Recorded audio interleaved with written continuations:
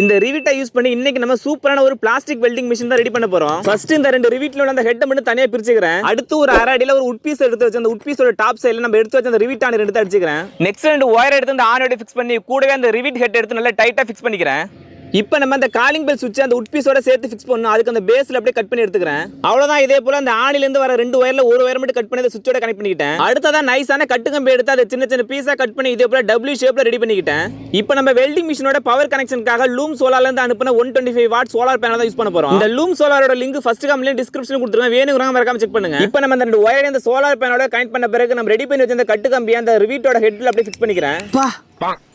இப்போ இதை வச்சு நம்ம வெல்டிங் பண்ணி பார்க்கலாம். இதுக்காக கிராக் ஆன வண்டியோட சைடு கவர் தான் எடுத்துருக்கேன். இப்போ இந்த கிராக் ஆனதுக்கு சென்டரா கரெக்டா அந்த கம்பியை உள்ளார நல்லா அழுத்தி விட்டுக்கிறேன். இதே போல நான் ரெண்டு கட்டு கம்பி பீஸ் அப்படியே நல்லா அழுத்தி விட்டுக்கிட்டேன். அழுத்தின பிறகு அந்த எக்ஸஸ் ஆவுல அந்த கட்டு கம்பி அப்படியே கட் பண்ணி எடுத்துடலாம். அவ்வளவுதான். இப்போ நமக்கு கிராக் ஆன அந்த பிளாஸ்டிக் பார்ட் எவ்வளவு சூப்பரா புடிச்சிருக்குன்னு பாருங்க. செம ஸ்ட்ராங்கா இருக்கு.